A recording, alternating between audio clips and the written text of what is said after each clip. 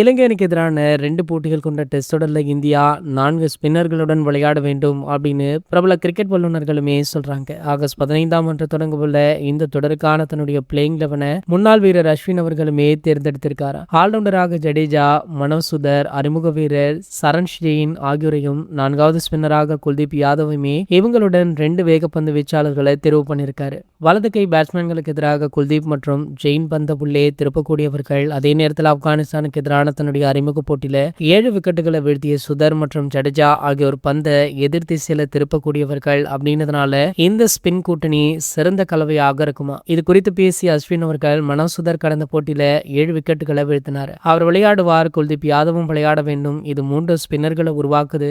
7வது இடத்துல சரண் ஜெயினுடன் அவர்கள் களமிறங்க வேண்டும். 5வது இடத்துல ரிஷப் பண்ட், 4வது இடத்துல சுமன் கில், 3வது இடத்துல தேவ்தத் படிக்கல் அல்லது சாய் சுதர்ஷன், தொடக்க வீரர்களாக ஜெய்ஸ்வால் மற்றும் KL ராகுல் ஆகியோர் விளையாடுவாங்களா. மீதமுள்ள 2 வேகப்பந்து வீச்சாளர்கள் இருப்பாங்க.